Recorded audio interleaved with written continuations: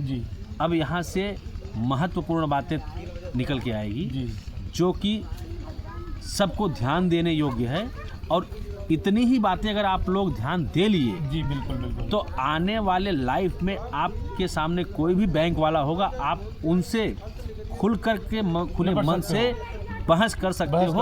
आपको किसी की भी आवश्यकता नहीं पड़ेगी। क्यों? मैं बता रहा हूँ, आज के समय में इतने दलाल, इतने एजेंट हो गए हैं कि अगर उनको थोड़ी सी जानकारी आ गई तो आप तो पहले से लूटे हो, आपको और लूटने के लिए लोग बैठे हैं। बिल्कुल सत्य है, बराबर। बिल्कुल। हम ये चाहते हैं कि कोई हमारा भाई लूटा न जाए।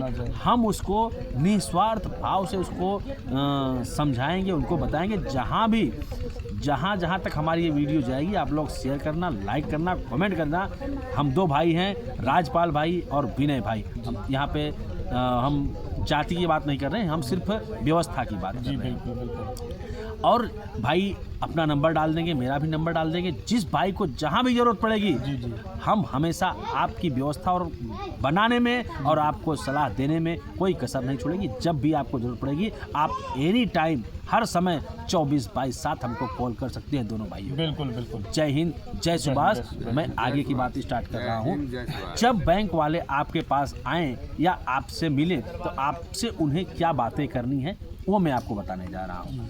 सपोज अब ये राजपाल भाई हैं, ये बैंक वाले हो जाते हैं और मैं हो जाता हूँ, मैं कर्जदार हो जाता हूँ बैंक का। अब हम दोनों आपस में बात कर रहे हैं। आप लोगों को बस उस बातों को, उस पॉइंट पे ध्यान देना है। अब हमारे पास ये उग्राहनी के लिए आए तो इन्होंने क्या बोला, मेरा पैसा दीजिए। जी बिल्कुल बिल्कुल कहेंगे, आप हमारा पैसा दीजिए। आप ये बैंक वाले भाई हैं, ये बोल रहे हैं कि आप मेरा पैसा दीजिए। मैंने उनको कागज और पेन पकड़ा दिया कि भाई आप मुझे लिखित में दीजिए कि आपको मुझसे कितने लेने हैं और क्या लेने हैं, और आप मुझे लिख करके ये दे दीजिए कि आपने मुझे क्या दिया है और कितना दिया है। इतना लिख करके दे दीजिए। तो लिखिए जी, कुछ भी आप लिखिए, आपको जो उचित लगे, ताकि लोगों को हम एक डॉक्यूमेंट्री की तरह समझा सकें। जी बिल्कुल बिल्कुल बिल्कुल। हाँ, जैसे सपोज हम 9.5 मेरा विनय भाई पर 9.5 लाख में 9.5 लाख रुपए निकल रहा है। 9.5 लाख रुपए हम हिंदी में लिख दे रहे हैं। 9.5 लाख 9.5 लाख रुपए इन पे भाई साहब पे हमारे लिख रहे हैं। अब इन्होंने इनसे हमने 9.5 लाख रुपए लोन लिए हुए, इनका ऐसा कहना है। लेकिन अब इन भाई से मुझे ये पूछना है कि आपने जिस अकाउंट से मुझे मेरे अकाउंट में पैसे ट्रांसफर किए, आप मुझे उसका सत्यापन कराएं। पहला सवाल क्या है, आपने मुझे जिस भी बैंक अकाउंट से मुझे पैसे ट्रांसफ़र कराए हैं, आप मुझे उसका सत्यापन उपलब्ध कराएं। जैसे एक उदाहरण है कि आपके पास 100 रुपये था, तो आप अधिकतम कितना उधार दे सकते हैं या कितना लोन बांट सकते हैं? ज़्यादा से ज़्यादा 100 रुपये ही बांटें। 100 रुपये, जी बिल्कुल बराबर। तो आप मुझे पहले ये मुझे कंफर्म कीजिए, मुझे संतुष्ट कीजिए, आपने मुझे जिस दिन लोन दिया उसके एक दिन पहले आपके पास कितना पैसा था और मुझे देने के बाद आपके पास कितना पैसा बचा। मुझे इसका सत्यापन आप उपलब्ध कराएं। दूसरी बात, मैंने आपको लिखित में दिया था कि मुझे 9.5 लाख रुपए की ज़रूरत है और उस समय आपने मुझे दिया। लेकिन मुझे अब ज्ञान आया कि जो रुपए की बात थी, आपने मुझे रुपए दिए ही नहीं, क्योंकि रुपए कोई दे ही नहीं सकता है। पॉइंट को आप ध्यान देना पहले, क्योंकि हम और आप इसी को रुपए मान बैठे। जैसे मैंने आपको पहले वीडियो में बताया था कि सोना था, सोने के बाद जो गिलेट आया और पेपर आया, उसी को हम लोग सोना और सब मान के बैठे थे, पर्ची को ही सोना मान बैठे थे।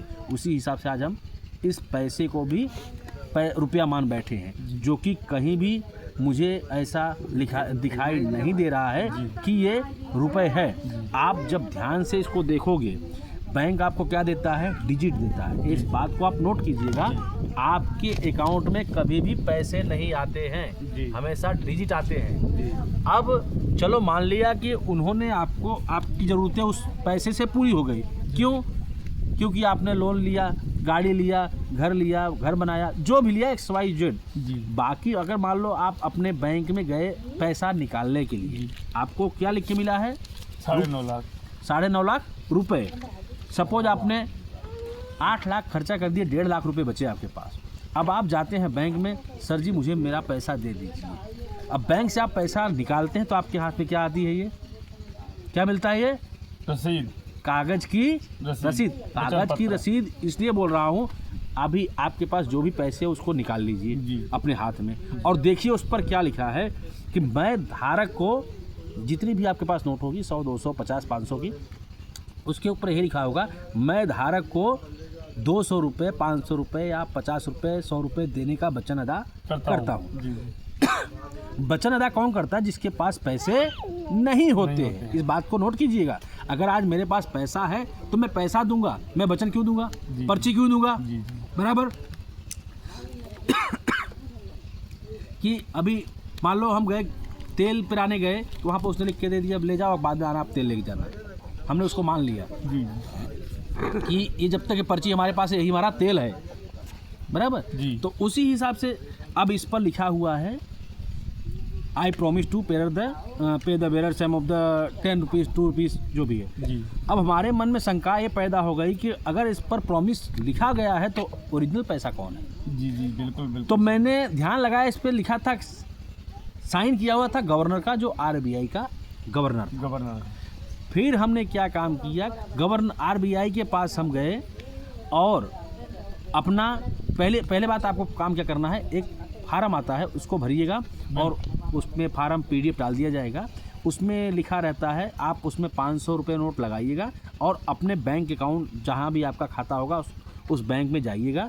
आप मत जाइएगा, आप पोस्ट के द्वारा भेजिएगा। जी बिल्कुल बिल्कुल। इस बात को खास ध्यान देना, क्योंकि आप जाओगे, आपसे अभद्रतापूर्ण वर्तन होगी, आपको ठीक से जवाब नहीं दिया जाएगा, बराबर, आपको भगाया जाएगा, तो आप अपने आप को अपमानित महसूस करेंगे। जी बिल्कुल। इससे अच्छा आप क्या करना, आप पोस्ट ऑफिस द्वारा, स्पीड पोस्ट द्वारा जो बताया जा रहा है उस फार्म को भर करके इस पोस्ट द्वारा अपने बैंक में भेजिए और वहाँ पूछिए भाई जो यहाँ पर लिखा हुआ है RBI के वचन खंड अनुसार, बराबर, आप ये 500 रुपये का नोट पकड़िए और मुझे 500 रुपये जो अदा करने का लिखा है वो 500 रुपये मुझे दीजिए। जी। देखिए आपका जवाब क्या आता है। वो यही बोलेंगे कि रुपए मैं नहीं दे सकता हूँ, रुपए के मैटर में आपको RBI के पास। अब एक पॉइंट आप नोट कीजिएगा, जब आप रुपए, मैं 500 का नोट दे रहा हूँ, आप रुपए नहीं दे पा रहे हो, तो जब मैंने आपसे रुपए मांगा था लोन के रूप में, आपने मुझे फिर वचन पत्र कैसे पकड़ा दिया? ये आप सोचने वाली बात है और सोचिएगा, गौर कीजिएगा। जी बिल्कुल सत्य है। फिर दूसरी बार जब वहाँ से हमें धोखा मिला हमारे बैंक के ब्रांच से, फिर हमने इस कागज़ को उठाया और भेज दिया RBI के पास। जी। तो RBI ने हमें लिख करके ये बता दिया कि भाई हमारे पास पहली बात तो वैध रुपए का कोई दस्तावेज ही नहीं है। बराबर। वो उसने हमको गुमराह कर दिया कि हमारे पास वैध रुपए का कोई दस्तावेज ही नहीं है। अब आप क्या काम करिए, जब उन्होंने हमको ऐसा बता दिया तो हमारे माइंड में अब आगे क्या किया जाए।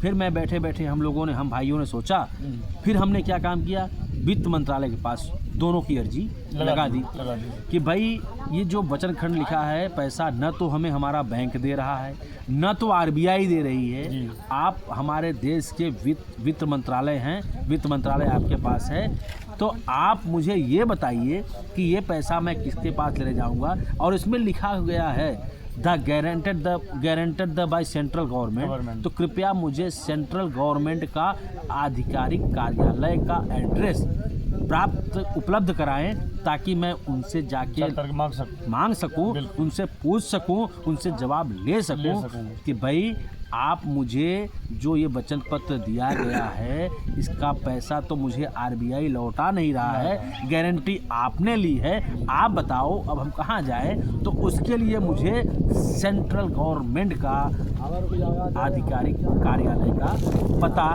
बताएं। वित्त मंत्रालय से मैंने पूछा तो उन्होंने कहा कि ऐसा आधिकारिक कार्यालय सेंट्रल गवर्नमेंट का नहीं है। अब सोच लो हमारे साथ कितनी बड़ी ठगाई हो गई है।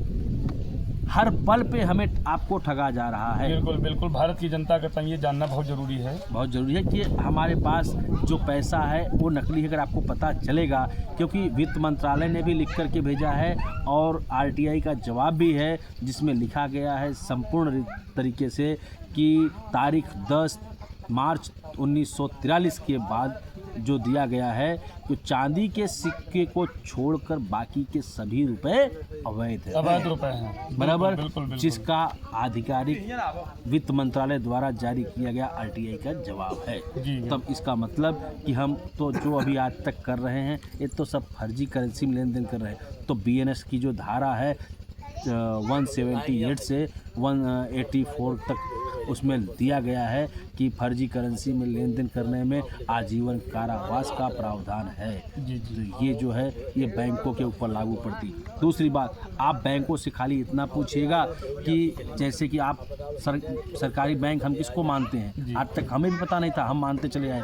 हम state bank, Punjab national bank और अपना Canara bank, bank of Baroda, इनको हम सरकारी बैंक मानते थे। लेकिन जब हमें पता चला कि ये तो 1934 का जो ब्रिटिश का कानून था उसके तहत चले आ रहे, तब मुझे पता चला अगर 1934 में भारत आज़ाद ही नहीं हुआ था तो फिर ये चल कैसे रहा है। ये भी एक सोचने वाली बात है कि 1934 के कानून से ये चल रहा है कि जब हम 1947 में अगर आप आज़ाद हो गए हो तो फिर अपने कानून से चलो ना, 1934 को रद्द करो। वो तो अंग्रेजों का है, बिल्कुल वो अंग्रेजों का है। और 26 जनवरी कल आ रही है, मेरा यही कहना है आप अधिक से अधिक शेयर करिएगा।